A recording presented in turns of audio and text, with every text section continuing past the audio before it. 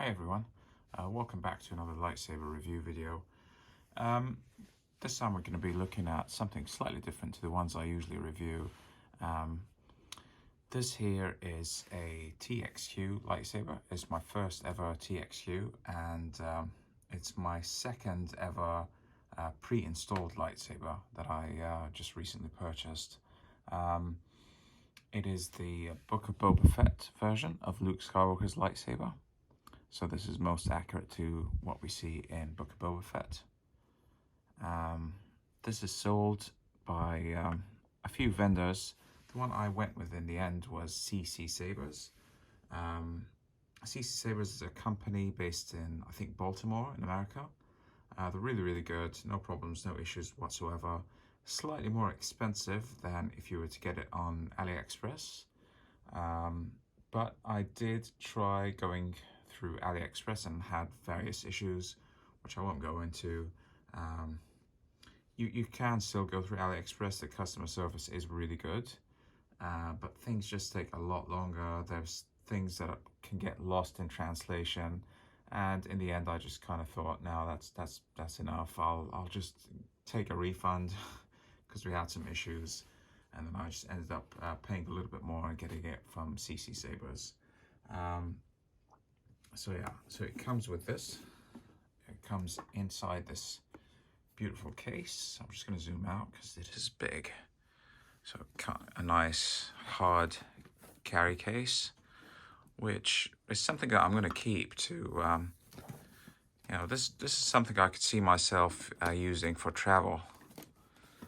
Possibly, I'm not sure about the travel regulations, but just taking things to conventions and events.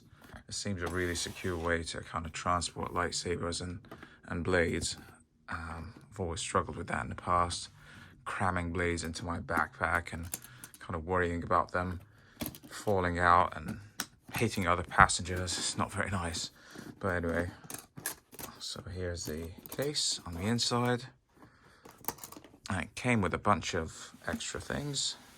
So there's a charging or a charger and cable, which I don't need because I have my own. There's a blade plug, very generic looking. It doesn't look good for Luke, but it's there. You can use it on a different lightsaber, I suppose. Just a standard blade plug. Allen key, some more Allen or grub screws for retention, and a static pommel, which I won't be using because I'll talk about that later. There's some manuals for how to use Profi, basic operation. This is a Profi board, obviously. It comes in a different board. I think it's called SN Pixel or something. I think it's TXQ's own kind of budget version of maybe Xenopixel. I'm not too sure. It came with this collectible pin for free because I ordered it around Christmas time, and a acrylic display stand, which is what you see right here, and of course a 32-inch blade, so you can choose between 32-inch and 36-inch. And for me personally, I always go with 32 inches for thin necks, especially, just because I find that the longer you go with these blades, the more unstable it gets in the emitter. Okay, so what else did it come with? It came with an additional emitter. This is the FX emitter. So that's the display static emitter. It does light up through here. And this is the vented pommel that it comes with. Okay, something about the weathering. This is what I did. This is weathered by me. It didn't look like this to begin with. So there's been about 3 or 4 different versions or generations of this TXQ Book of Boba Fett. I think the first 2 versions had a lot of inaccuracies. I think the screws were wrong. These arrows were actually the activation and auxiliary switch, so they wouldn't light up. I think there was a problem with the buttons as well. It didn't look right. Various issues with the tri-ring shape and size. I think there was a retention screw for the chassis that would show out here or something, so it put a lot of people off.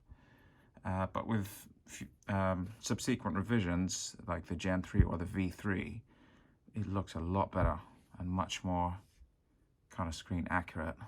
So this is either V3 or V4, I'm not sure. And it comes in two different versions. So one was the all-weathered, so you buy it, it's already pre-weathered. And I've seen the weathering, it looks nice. It's not my favorite. It's almost kind of like a dark, almost like a gunmetal throughout, top to bottom. It's okay, but it does need to be kind of taken back a little bit, in my opinion. But I got the clean version. It's the only version that CC Sabers had, and I had to weather it from scratch. The problem I had with that is that when I tried to do what I usually do with aluminium black and brass black, well, not brass, but aluminium black, it didn't work. It would just fall right off it. So I made some inquiries and I found out that it's probably anodized. The whole hilt, not just the grenade. The whole hilt, for some reason, TXQ had anodized it, presumably just to preserve the finish. But it was all shiny and I just didn't like the way it looked. So I really wanted to weather it. So I had to strip the anodizing. And for that I used oven cleaner. So I had to disassemble the whole hilt, which was straightforward. You do need to take a little bit of care when you take apart the control box. But it does all come apart beautifully because the wires inside are connected with JST connectors, so you don't have to cut any wires or desolder or do anything like that. So it all comes apart, and then I put all the pieces in a big plastic bag with some oven cleaner, left it for 15 minutes till I saw the chemical reaction was starting, and I kind of scrubbed the pieces under running water and all the anodizing was gone. And then I weathered it a few times with aluminium black. I had to do it a few times and use steel wool until I got the effect that I was happy with, because it would either be too light or too dark. But I'm fairly happy with this finish now. So it looks kind of like almost a natural aging to it. Overall, I'm very happy with the results. For the brass neck, this wasn't anodized. I don't think you can anodize brass anyway. So that was easy, just a little bit of steel wool and brass black. I quite like doing almost like a gradient look, so it goes from dark to light. It just looks a bit more natural and interesting to me. Did the same for the FX emitter. And then I got one accuracy upgrade. I forgot to say this hilt is, although it's produced and manufactured by TXQ, it's designed by Anakin Starkiller. And I think everyone knows who Anakin Starkiller is. You know, he's done tons of very, very accurate lightsaber runs in the past. So he actually designed this for TXQ, so we know it's really, really screen accurate. But the problem they did was the pommel still, even in the later revisions, wasn't right. So these grooves between the pommels, they were kind of a little bit too curvy. And the other issue is the tri-ring is still the wrong shape or the wrong size, and it's still not at the right kind of location. Because it should be, when you look at it on screen, when it's hung on Luke's belt in Book of Boba Fett, it should be something like that. So, yeah, it should be facing... Oh, sorry, didn't mean to do that. Join me on the dark anyway, side of the it should be Force. on the same side It as is the arrows. only way. Kind of roughly lines up like that. But with this, I mean, once you've tightened it all the way, it's going to end up somewhere else. So then Anakin Starkiller came up with a solution. He did a limited run of extra pommels that you could buy from his website, and they had much better shape for the cubes if you just compare them.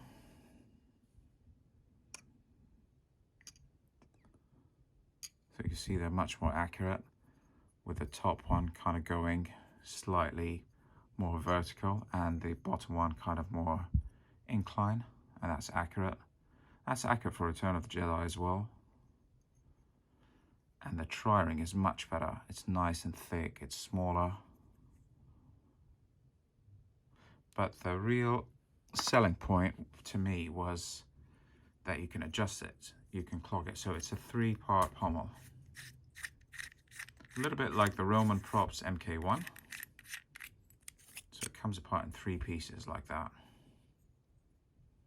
So basically the whole section with the cubes can be positioned anywhere you like. I'll just show you. Whereas this is all just one piece. Well, one piece obviously, and the end cap there. So yeah, there's a static pommel for this, which I won't be using. But with the Anakin, what you do is kind of put on that bit and throw this on, and then you position it to wherever you like, which in this case it's gonna line up like that with the arrows, if that's what I want. And then once I'm happy with the alignment, I'll take the pommel cap and just secure it.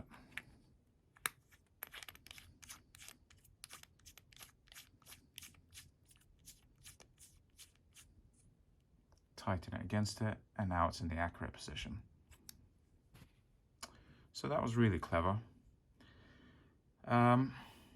Unfortunately, with this extra pommel that you can get from Anakin Starkiller, it doesn't come with a vented one. I wish he'd done just an extra pommel cap that looked like that. And this, no, this doesn't thread into that. They're just a different kind of threading altogether. So sadly, yeah, this doesn't work on that because this is female and the other one's male. You see that? That's female. This one's got male threads, so it doesn't go on that. So I wish Anakin had just included an extra one that was vented, just so it can easily switch and not have to switch out the whole pommel assembly between static and effects. Free us or die. But there you have it. So I'm going to take out the chassis and show you. So chassis is removable, which is really nice. Just pull it out.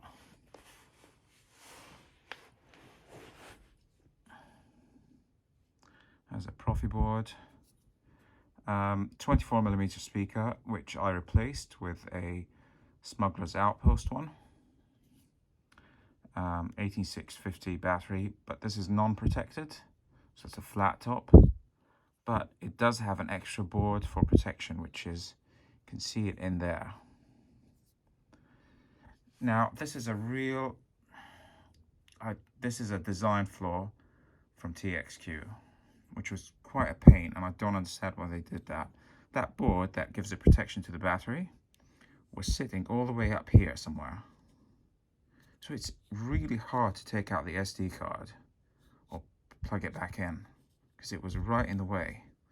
So I had to send that off to a friend because I don't trust my soldering skills. And, you know, ask him to, all it needed was a longer wire. That red wire here, it was just too short. So it needed soldering from the Profi board to that protection board there. Because there's enough room for it to be tucked down there. For some reason, they had it up here with a short wire. So that was really strange. I need to give a shout out to my friend Caleb at this point from Ilum Sabers. I'm going to link his channel down below, by the way. It's excellent. He's got in-depth reviews of this, of other lightsabers. I did learn a lot of tips from him. But yeah, it's a great chassis. Nice and easy to take out. I mean, this all comes apart. There's nothing underneath this, I don't think.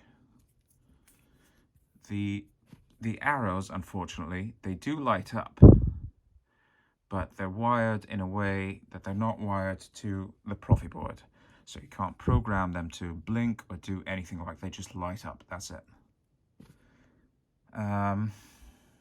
There may be a way to wire them to the Profi board, but I don't know of it. And I feel like if you did do that, you'd have to do some major wiring work throughout, and you may have to sacrifice a completely removable chassis or the way that the control box is. I mean, it sounds complicated, so I think I'll probably just leave it.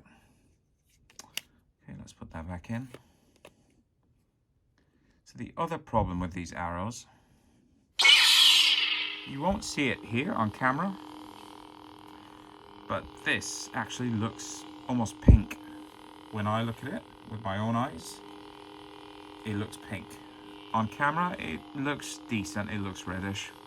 But in real life, trust me, you look at this thing and you think, that is pink.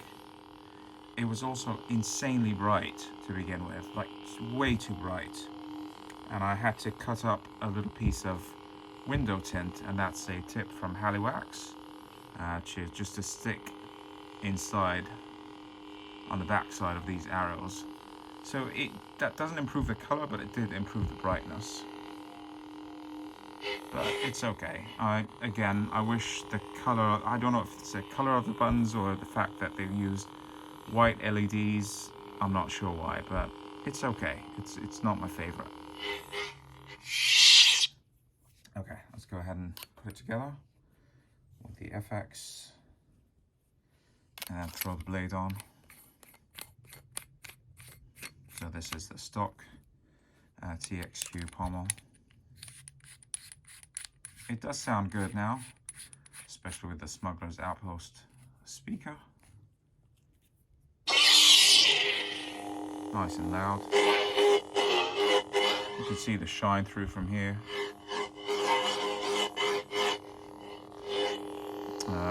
The power and auxiliary are now the black buttons, as they should be.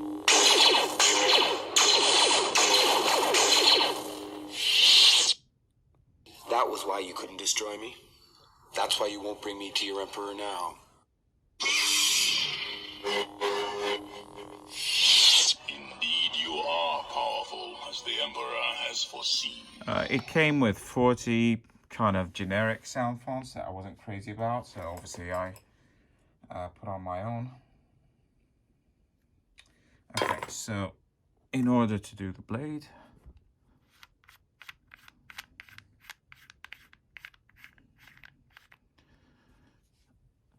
this emitter cup has 4 retention screws. You do not need to use all of them. In fact, I did try to use them and I found that to be they almost made it worse.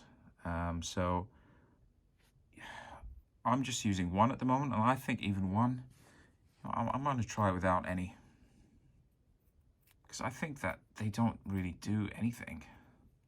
They're kind of more trouble than they're worth, so I'm just going to try it without any screws at all. Because this, as this is long, it's not like the Return of the Jedi one.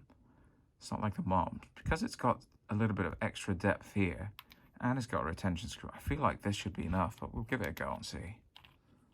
So I'm just going to pop that on. It also makes it much easier to just put the blade in and screw it in.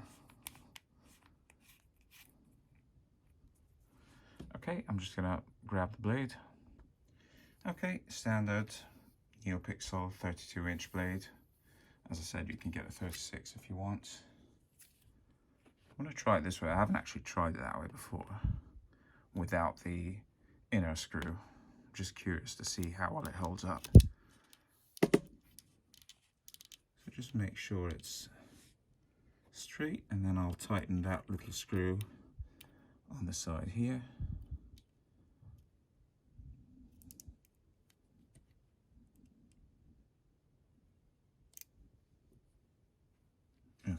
Let's give that a go. Just gonna zoom out.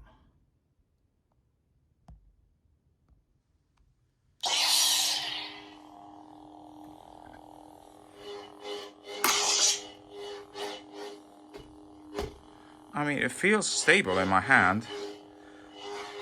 I think it'd be okay without this, and it's so much easier to insert and take out as well. If you're on the go, if you're like at an event or something, and you just want to throw the blade in very quickly, you can imagine this saves you so much time. You literally just shove it in and tighten that screw rather than having to take this off, do the screws underneath, and I feel like this would be easier, but I'll have to test it properly later.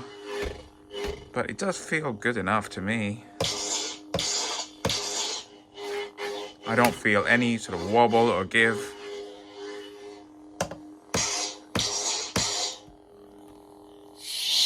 Indeed, you are powerful, as the Emperor has foreseen.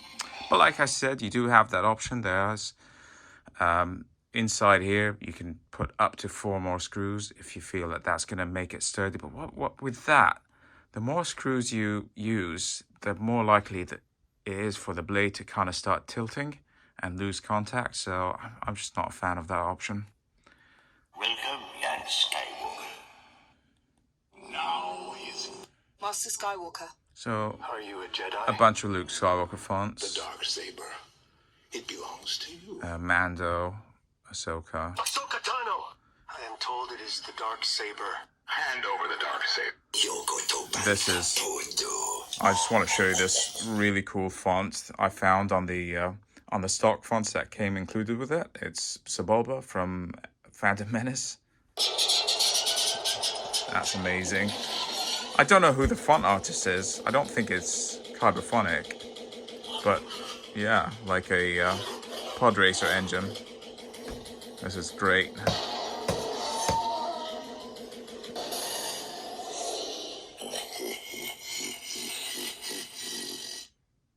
That's amazing. I think that's my favorite font. That's the only one I kept from out of the stock ones, but there are some other good ones. Training Jedi.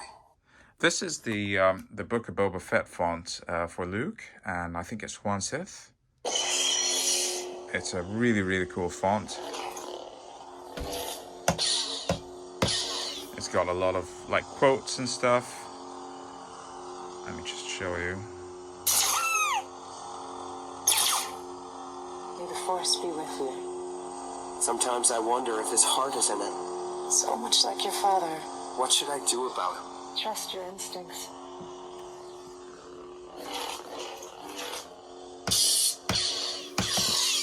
Yeah. Very good.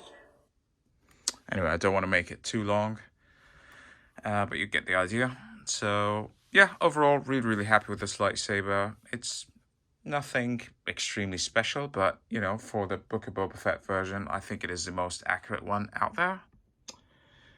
Really good design.